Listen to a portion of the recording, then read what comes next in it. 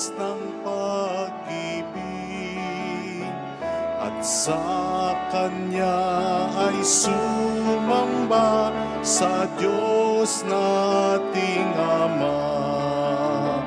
Kawaiwanan at ating samahan ang Diyos ng buhay, Diyos nating gabay. Halina't magsilapit sa Diyos ng pag-ibig, at sa Kanya ay sumamba sa Diyos nating Ama. Sa ngalan ng Ama at ng Anak at ng Espiritu Santo, Amen. sumainyo ang Panginoon. At sumayo rin. Sa araw na ito, sinisimulan po natin ang Kwaresma o 40 araw na paghahanda para sa pagdiriwang ng Pasko ng muling pagkabuhay ng ating Panginoon. Pinakamahalaga po ito na katotohanan sa ating sinasampalatayanan. Kaya ipagdiwang po natin ito ng may marapat na paghahanda. Magsisi tayo lagi sa ating mga kasalanan, mas magdasal, mas gumawa ng mabuti, at mas lalong hangarin ang poong may kapal. Ito po sanang isa sa pinakapangunahing maging intensyon natin sa ating mga pagdiriwang. Hindi po natin gaganapin ang pagsisisi sa ngayon ng kasalanan sapagkat yan po ay mangyayari habang tayo ay nagpapapahid ng abo maya-maya lang sa noo. Yumuko na po tayo at manalangin. Ama naming makapangyarihan, ipagkaloob mong masimula namin ngayon sa banal na pagkukusang magtiis ng kagutuman ang pakikipagtunggalian bilang mga kapanig ni Kristo sa aming pagsugpo sa mga salungat sa pamumuhay sa Espiritu, maging amin nawang sandata ang pagtitimpi sa sarili sa pamamagitan ni Jesucristo kasama ng Espiritu Santo magpa sa walang hanggan. Amen. Sa unang pagbasa, ipinangangaral ni Propeta Joel ang pagbabalik loob sa Panginoon dahil ang Diyos naman ay puspos na awa at handang magpatawad. Ang salita ng Diyos mula sa aklat ni Propeta Joel. Sinasabi ngayon ng Panginoon, "Mataimtim kayong magsisi at manumbalik sa akin. Kayo'y mag-ayuno, manangis at magdalamhati. Magsisi kayo ng taos sa puso, hindi pakitang tao lamang. Magbalik loob kayo sa Panginoon na inyong Diyos. Siya'y may magandang loob at puspos ng awa, mapagpahinuhod at tapat sa kanyang pangako. Laging handang magpatawad at hindi magpaparusa. Maaring lingapin kayo ng Panginoon at bigyan ng masaganang ani. Kung magkagayon, mahandugan natin siya ng haing butil at alak. Ang trompeta ay hipan ninyo sa ibabaw ng bundok ng Sion. Iutos ninyo na mag-ayuno ang lahat. Tawagin ninyo ang mga tao para sa isang banal na pagtitipon. Tipunin ninyo ang lahat, matatanda at bata, pati mga sanggol at maging ang mga bagong kasal. Mga saserdote, kayo'y tumayo sa pagitan ng pasukan at ng dambana. Manangis kayo't manalangin ng ganito. Mahabag ka sa inyong bayan, O Panginoon. Huwag mong tulutang kami hamakit pagtawanan ng ibang mga bansa at tanungin, nasaan ang inyong Diyos? Pagkaraan, ipinamalas ng Panginoon na siya ay nagmamalasakit sa kanyang bayan. Ang salita ng Diyos. Salamat sa Diyos. Poon iyong kaawaan, kaming sayo'y nagsisuway. Poon iyong kaawaan, kami sa iyo'y nagsisuway. Ako'y kaawaan, o mahal kong Diyos, sang-ayon sa iyong kagandahang loob. Mga kasalanan ko'y iyong pawiin, ayon din sa iyong pag-ibig sa akin. Linisin mo sana ang aking karumhan at ipatawad mo yaring kasalanan. Poon iyong kaawaan, kami sa iyo'y nagsisuway. Ang pagsalansang ko ay kinikilala. Laging nasa isip ko at alaala. Sa iyo lang ako nagkasalang tunay at ang nagawa ko'y di mo nagustuhan. Poon iyong kaawaan, kami sa iyo'y nagsisuway. Isang pusong tapat sa aking likhain. Bigyan mo, O Diyos, ng bagong damdamin. Sa iyong harapay, huwag akong alisin. Ang espiritu mo ang papaghariin. Poon iyong kaawaan, kami sa iyo'y nagsisuway. Ang galak na dulot ng iyong pagliligtas, ibalik at ako ay gawin mong tapat. Turuan mo akong makapagsalita at pupurihin ka sa gitna ng madla. Poon iyong kaawaan, kami sa iyo'y nagsisuway. Sa ikalawang pagbasa, ipinag-aanyaya ni Apostol San Pablo ang pakikipagkasundo sa Diyos, lalo na sa Diyos na rin naman ang nagbigay ng pahiwatig ng pakikipagkasundo sa atin sa pamamagitan ni Kristo Jesus. Ang salita ng Diyos mula sa ikalawang sulat ni Apostol San Pablo sa mga taga-Korinto. Mga kapatid, ako'y sugo ni Kristo, parang ang Diyos na rin ang namamanhik sa inyo sa pamamagitan ko. Makipagkasundo kayo sa Diyos. Hindi nagkasala si Kristo, ngunit dahil sa atin, siya'y ibinilang na makasalanan upang makipag-isa tayo sa Kanya at mapabanal sa harapan ng Diyos sa pamamagitan niya. Yamang kami mga katulong sa gawain ng Diyos, ipinamamanhik namin sa inyo na huwag ninyong sayangin ang pagkakataong ibinibigay sa atin ng Diyos, sapagkat sinasabi niya, sa kaukulang panahon ay pinakinggan kita. Sa araw ng pagliligtas, sinaklolohan kita. Tingnan ninyo, ngayon na ang panahong nararapat. Ngayon ang araw ng pagliligtas. Ang salita ng Diyos. Salamat sa Diyos.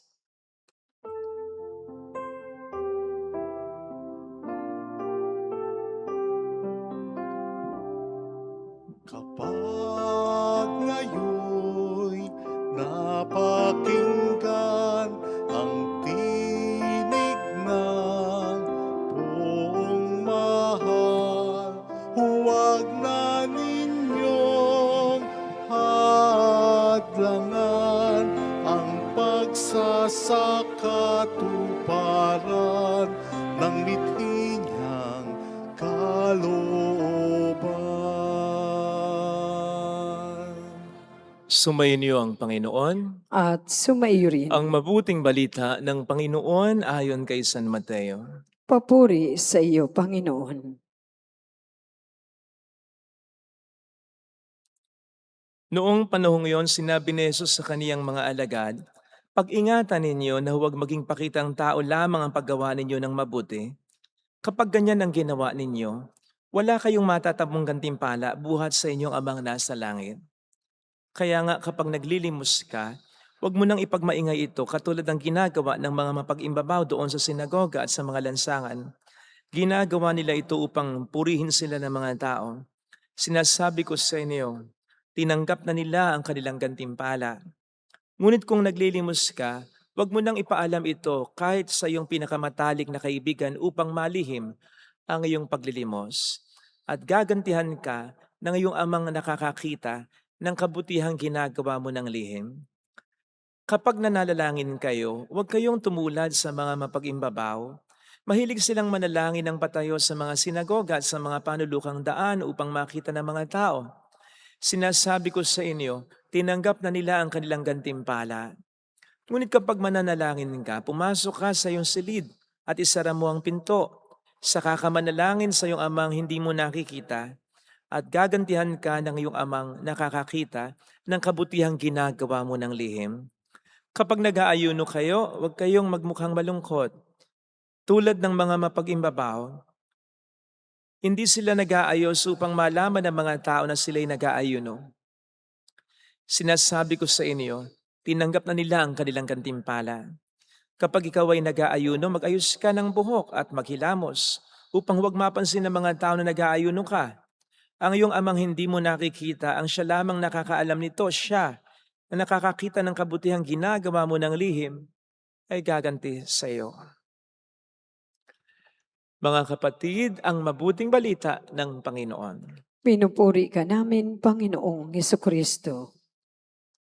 Welcome sa Our Lady of Lazaret Quasay Parish kung saan ayos lang pong umiyak. Asamahan tayo ng mahal na ina sa pag-iyak at sa pagdarasal upang maging maayos ang lahat.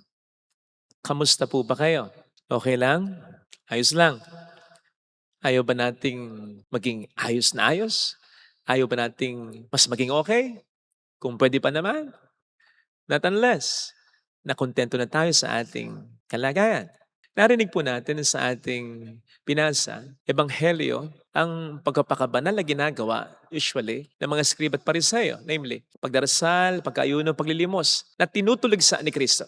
Pero klaruhin muna natin na hindi ang pagdarasal, pagkaayuno at paglilimos mismo ang tinutuligsa ni Kristo, kundi ang paraan kung paano ito ginagawa ng mga scribe at pariseyo. At yun ay sa pamamagitan ng pagiging mapagbalat kayo o ipokrito, pakitang tao ng mga ito. Ginagawa kasi nila ito para hangaan lamang sila, para isipin ng mga tao na banal sila kahit na hindi yun ang totoong nangyayari sa buhay nila. You see, ang pagiging banal basically ay pagiging malapit sa Diyos. And obviously, hindi yun ang nangyayari sa mga scribe at pariseyo sapagkat punong-puno ng kabuktutan, kasamaan at kayabangan nilang kanilang puso. Unfortunately, okay lang na hindi lang maramdaman ng Diyos sa buhay nila dahil pinapalakpakan. Hinahangaan naman sila. Imagine that. They settled for that.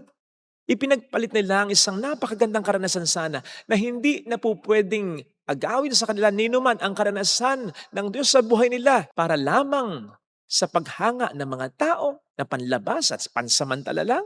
Naalala ko po tuloy yung illustration or powerful picture na ito na nakita ko minsan sa social media. Picture ni Jesus na nakaluhod sa harapan ng isang batang may hawak na maliit na teddy bear. So, by indication, hinihingi ito sa kanya ng Panginoon. Pero sa pagkakahawak ng bata ay parang ayaw nitong ibigay ang maliit na teddy bear kay Jesus.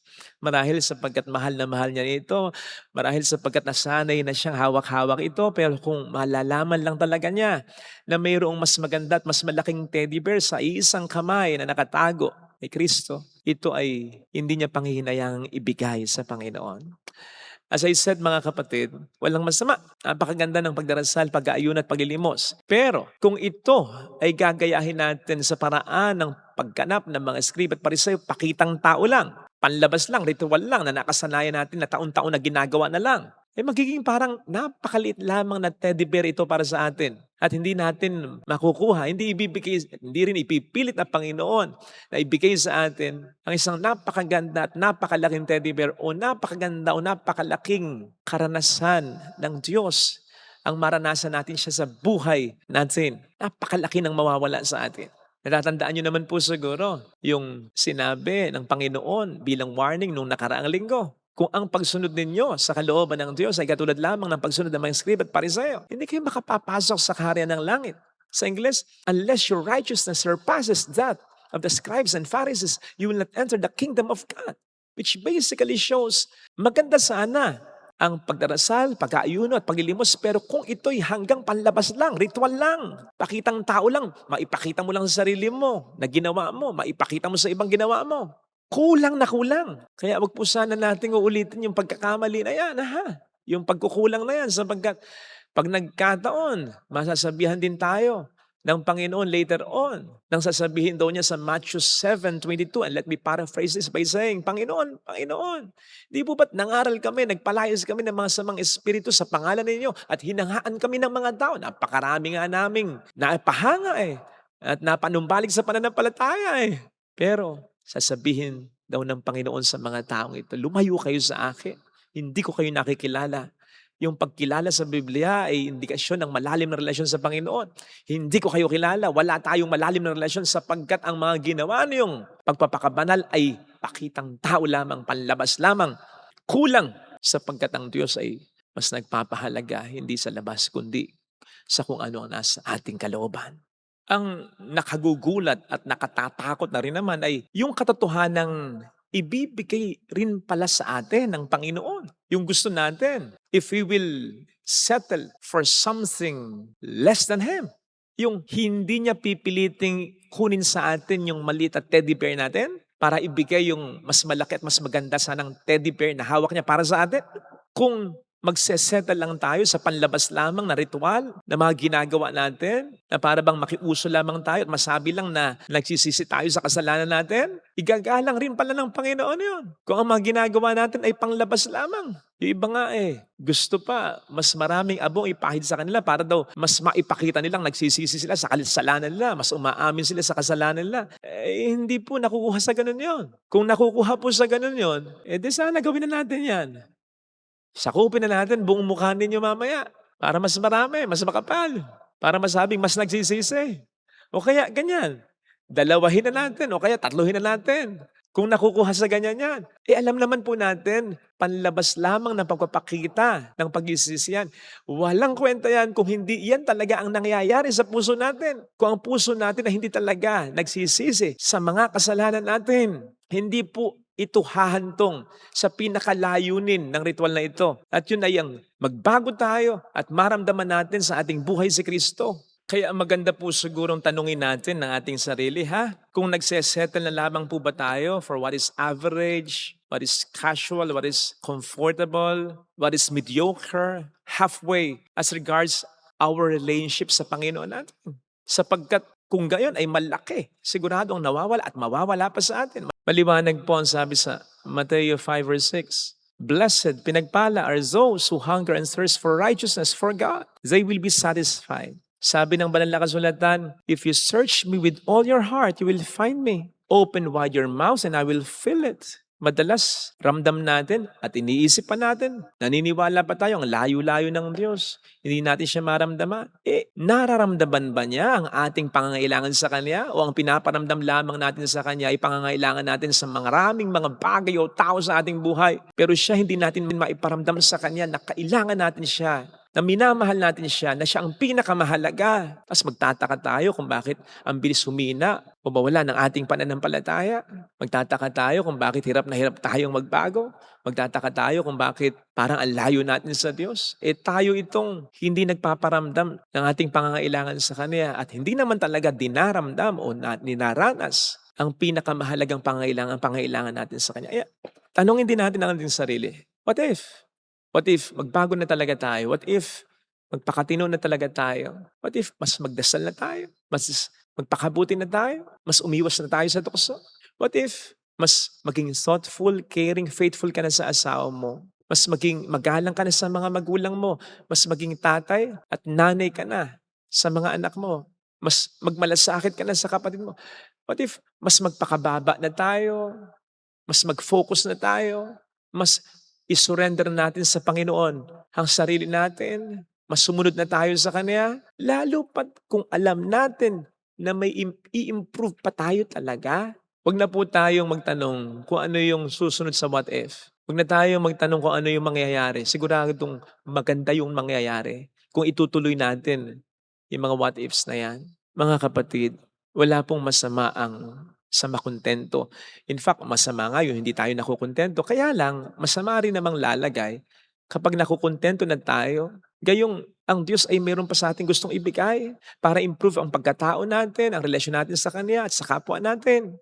Huwag po sana tayo mag-settle sa okay na kung may i-okay pa, sa ayos na, kung mas may ayos pa. Wala pong magagawa ang demonyo na pigilan ang magandang blessing ng Diyos na gustong ibigay sa atin. Kundi yung kumbinsihin tayo along the way na mag-settle na tayo for something or for someone less than Him. Wag po sana nating hayaan yon sapagkat magsisisi tayo sa huli.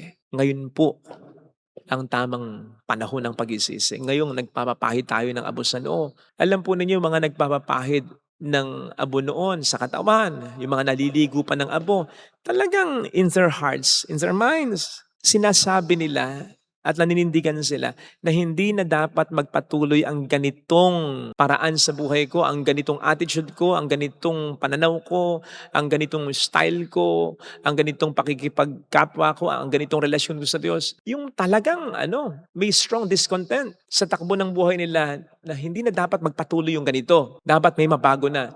Yun ang dapat na maging epekto sa atin ng pagkapahid ng abo sa noo. Pagbabago. Para hindi natin aksahin ang pagkakataong binibigay sa atin ng ating Panginoong Jesucristo. Pagkakataon na ang kaakibat ay maraming grasya kung tayo ay magsesettle lang sa kung ano ang gustong ibigay ng Diyos sa atin talaga. Diyos sana ang hiling nating biyaya sa ating banal na misa. Ilagay natin ang ating kanang kamay sa tapat ng ating puso.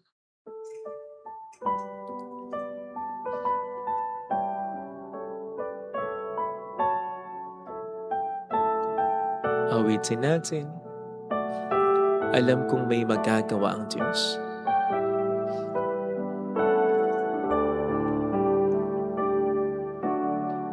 Alam kong may magagawa ang Diyos.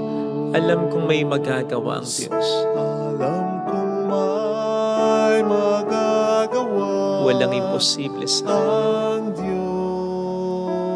kung ako'y magtatapat.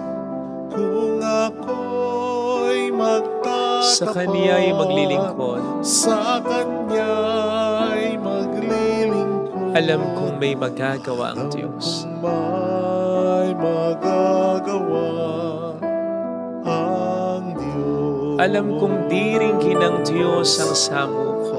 Alam kong di Sapagkat anak niya ako. ng Diyos ang samo ko. Alam kong diringgin ng Diyos ang samo. Alam kong diringgin ng Diyos ang samo ko. Kung ako'y magtatapat, Kung ako'y magtatapat sa Kaniya'y maglilingkod. sa Kanya'y maglilingkod. Alam kong diringgin ng Diyos ang Alam samo. kong diringgin ng Diyos Pumikit tayo. ang samo ko. Panginoon, humihingi kami ng tawad sa pagiging kontento namin sa mga karanasan namin. Yung nagsisimba lang kami, nagdarasal lang kami, na parang obligasyon lang. Yung nagpapapahid kami ng abo sa noo na parang palabas lang. Tulungan mo pong mula ngayon ay maging totoo na ito na manggagaling sa aming puso at kalooban upang maramdaman namin ang layunin ng lahat ng ito. At yun ay upang kami mas mapalapit sa iyo. Tulungan mo po kami, Panginoon, na mas maging mabuting tao para sa iyo at sa aming kapwa, lalo na para sa aming pamilya. Mayroong magandang mangyayari. Mayroong Higit pa sa inaasahan, sapagkat mahal ka ng Diyos, kung lalapit ka kay Jesus, maaaring matagal, maaaring maging mahirap, pero magiging maayos din ang lahat. Never settle for less. Mayroong Huwag kang makontento sa ayos na. Kung may improve pa, marami kang sasayanging biyaya. Magsisisi ka. Kung lalapit ka Magbago na tayo. Jesus. At ngayon na yon. Hindi na bukas o sa darating pang panahon. Papuri sa Ama at sa Anak sa Espiritu Santo. Kaparan sa una-una, ngayon magpakailanman at magpasawalang hanggan. Amen. Minamahal na mga kapatid, manalangin tayo sa Amang May Kapal upang ang abong sa ulo natin ilalagay para ipahiwatig ang ating pagkabagong buhay ay marapatin niyang gawaran ng kanyang pagkapala at malaking pagkamahal.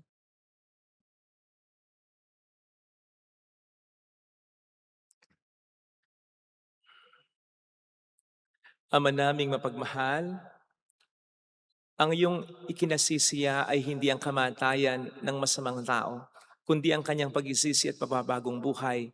Dinggin mo kami sa aming pagluhog na iyong marapating basbasan ang abong ito na ilalagay namin sa aming ulo. Bilang pagkilalang ito ang aming pinanggalingan at ito rin sa wakas ang aming babalikan upang ang kapatawaran ng aming makamtan sa pagganap namin itong 40 araw na paghahanda para sa Pasko ng pagkabuhay na siyang pakikihati namin sa iyong anak sa kanyang bagong buhay at tagumpay sapagat siyang namamagitan kasama ng Espiritu Santo magpa sa walang hanggan. Amen.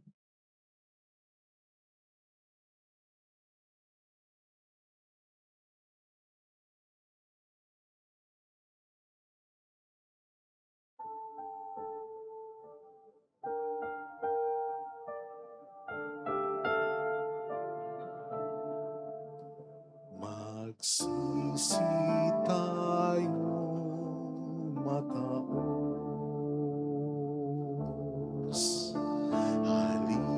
Halinang magbalik loob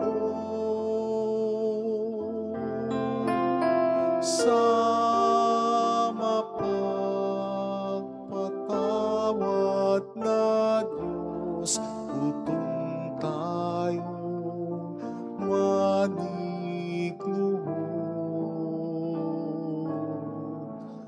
nang may abot sa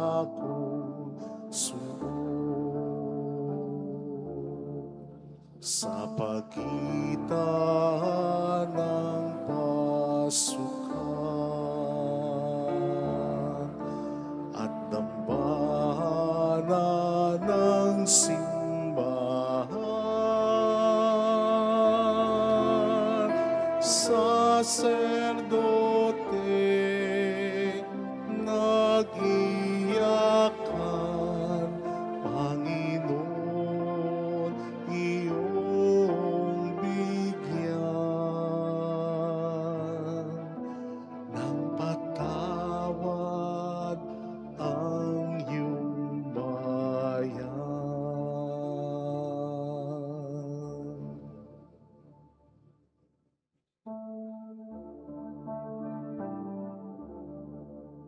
Ang amin pong kasal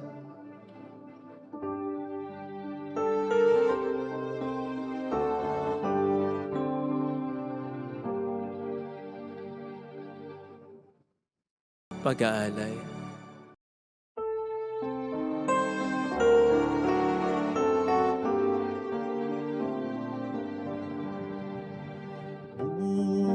buhay pagmamahal, alak at tinapay, sana'y tanggapin mo, amang mapagmahal,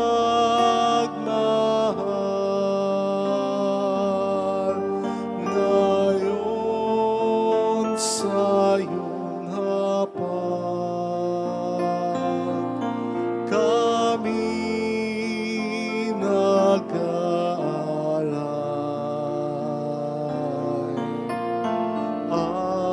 Alak at tinapay, alay ng iyong bayan,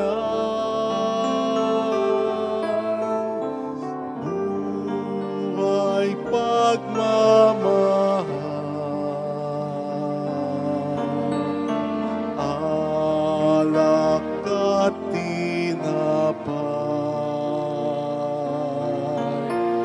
sana'y tanggapin mo, amang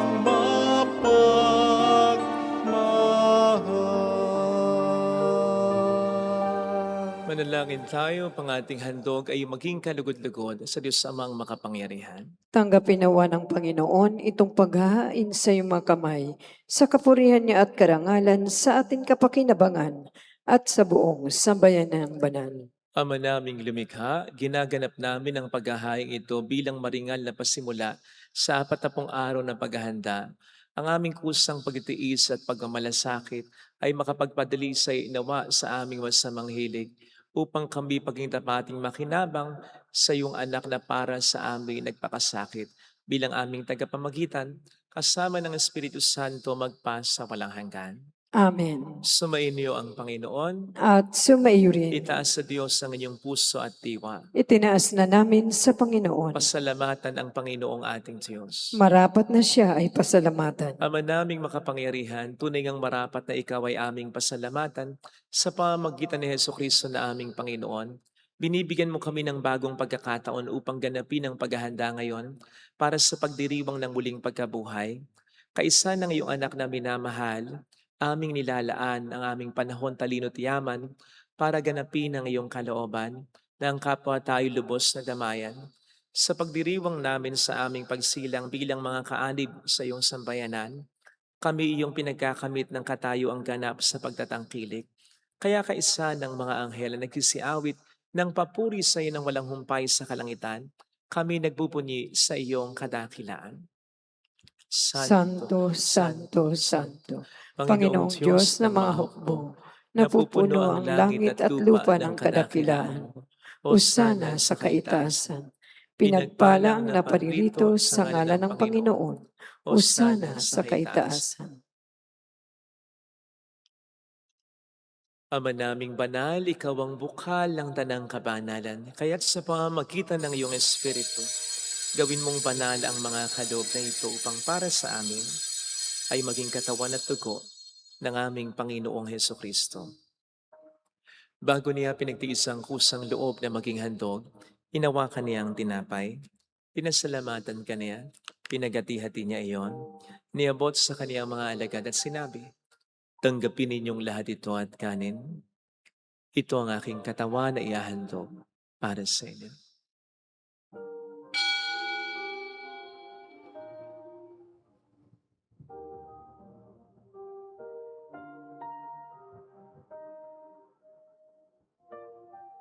Kaya hindi naman ang matapos ang hapunan, nawakan niya ang kalis. Uli kaniyang pinasalamatan. Iniabot niya ang kalis sa kaniyang mga alagad at sinabi, "Tanggapin ninyong lahat ito at inumin. Ito ang kalis ng aking dugo ng bago't walang hanggang tipan.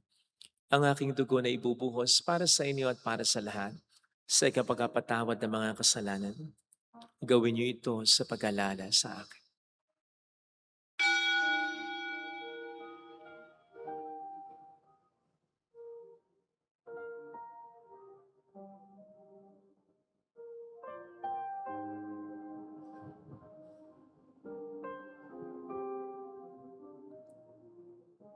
Ipagbunyi natin ang misteryo ng ating pananampalataya. Si Kristo'y namatay, si Kristo'y nabuhay, si Kristo'y babalik sa wakas ng panahon.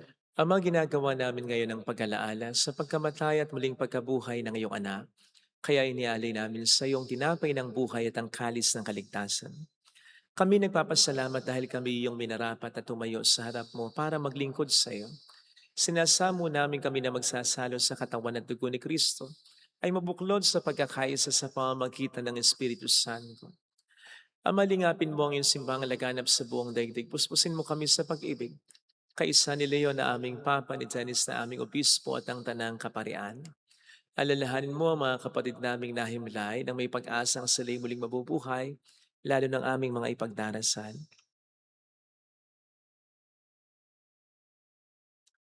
Kaawaan mo sila at patuloyin sa iyong kaliwanagan.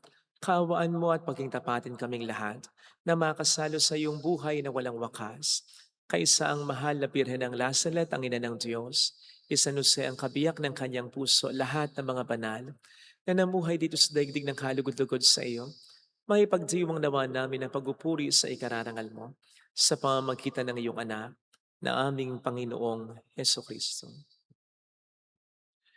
Sa pamagitan ni Kristo, kasama niya at sa Kanya, ang lahat ng parangal papuri ay sa iyo, Diyos amang makapangyarihan, kasamang Espiritu Santo, magpasawalang hanggan.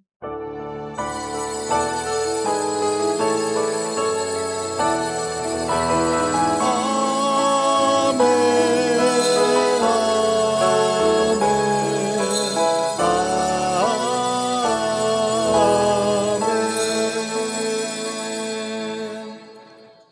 Tumawag tayo sa ating Ama.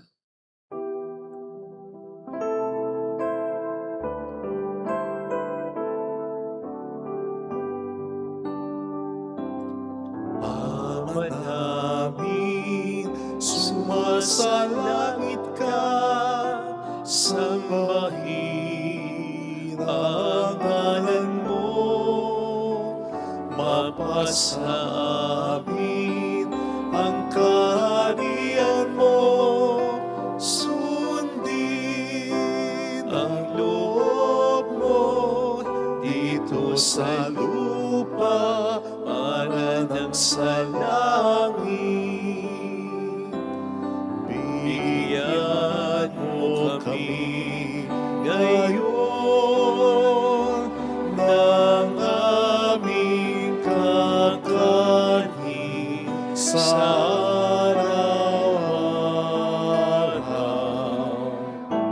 At patawarin mo kami sa aming mga sala, para ng pagpapatawad namin sa nagkakasala sa amin.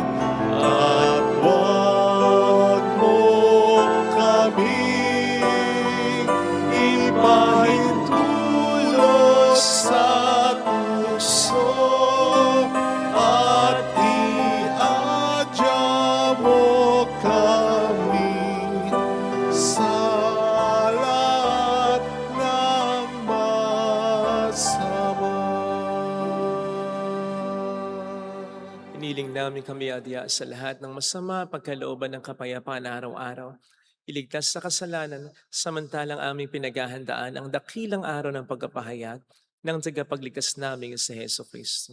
Sapagkat iyo ang kaharian, ang kapangyarihan at ang kapurihan, magpakailanman. Amen. Panginoong Heso Kristo, sinabi mo noon, sinasabi mo rin sa amin ngayon, kapayapaan ang iniiwan ko sa inyo, aking kapayapaan ang binibigay ko.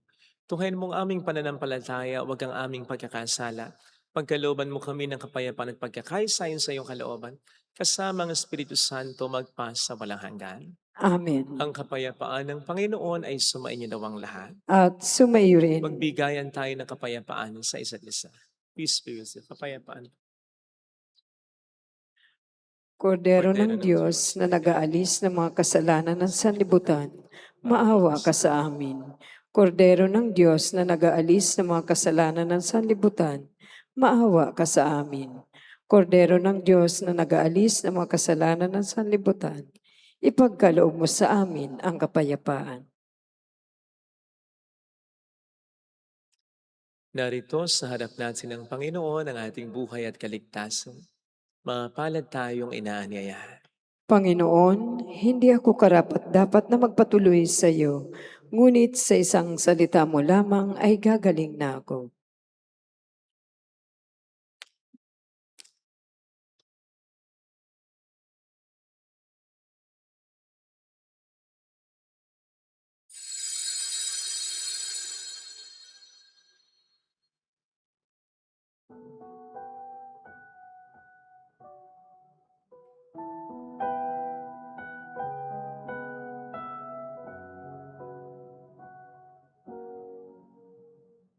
Bawat tao'y nabuhay sa hapis, bawat patak ng luhay pagdamag. Panalangin para sa espiritual na pakikinabang. Panginoong Hesus, Ako ay naniniwala na ikaw ay nasa kabanal-banalang sakramento. Iniibig kita ng higit sa lahat at ninanasa kong tanggapin ka sa aking kaluluwa. Sapagkat sa mga sandaling ito, hindi kita matatanggap sa sakramento. Tumuloy ka sa Espiritu sa aking puso. Niyayakap kita na para bang naririto ka na. Inaalay ko ng buong buo ang aking sarili sa iyo. Huwag mong hayaang mawalay ako sa iyo. Amen. Taon ang lumipas na, lumipas na, lumipas na. Bawat tao'y simula, bawat simula'y hangganan. Magpasya ka, saan ka pupunta? Ang buhay mo ay di sa'yo napag-isip. Isip mo na ba ilang taon ang lumipas na, lumipas na, lumipas na. Bawat tao'y simula, bawat simula'y hangganan. Magpasya ka, saan ka pupunta?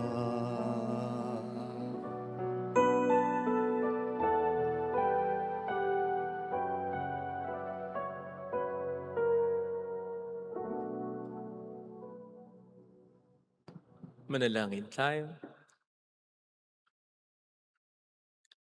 Ama naming mapagmahal, ang pinagsaluhan namin ay amin nawang pakinabangan sa pagkakamit ng dulot na kagalingan ng kagutumang kusa naming pinagtitiisan at iyong kinalulugdan sa pamamagitan ni Jesucristo, asama ng Espiritu Santo magpasa walang hanggan. Amen. Holy Gods, Holy Mighty One, Holy Immortal One. Have mercy on us and on the whole world. Holy Gods, Holy Mighty One, Holy Immortal One. Have mercy on us and on the whole world. Holy Gods, Holy Mighty One, Holy Immortal One. Have mercy on us and on the whole world. Jesus, King of Mercy, We trust in you. alalahanin, Alalahanin, o mahal na Birhen ng Lasalet, ina ng pag-asa, ikaw ang nagpapaalala sa amin magbalik loob sa Ama. Ito ang nagpapatunay na ang kagandahan loob mo'y nanatiling busilak. Sa pag-aaruga mo sa amin, tungkulin mo'y tinupad. Sa paanan ni Kristo, itinuring mo kaming mga tunay mong anak. Kaya ninais mong ni Isay huwag mapahamak, maging sa iyong walang tigil na pananalangin pati luhay pumatag. Huwag naman mawala ng saysay ang iyong paghihirap. Hiling nawa namin sa iyo, o aming inang liyag, na matapos ang pakikibaka namin sa mundong ito at sa pananatili namin tapat kay Kristo, sa kapurihan mo'y makibahagi kaming ganap, upang kung nasaan ka ngayon ay maparoon din kaming lahat, at ang kaganapan ng kalwalhatian ng Diyos Amay, tuluyang matupad siya'y nawa. mahal na Birhen ng Lasalet, tagapagkasundo ng mga makasalan. Ipanalangin mong walang patid kami mga dumudulog sa iyo. Marami pong salamat sa inyong pakikisa sa mga tulong na binibigay ninyo. Nagiging dahilan para marami din tayong matulungan. Salamat po sa patuloy niyong pagtitiwala at sa patuloy niyong pagpapagamit sa Panginoon upang maging daluyan ng biyaya niya, lalong-lalo na sa mga nangangailangan talaga. Salamat po. Sumainyo ang Panginoon. At sumaiyo rin Palain kayo kasama ang ating pamilya na mapagmahal na Diyos, ng Ama at ng Anak, ng Espiritu Santo. Amen. Umayo tayo sa kapayapaan ni Kristo. Salamat sa Diyos.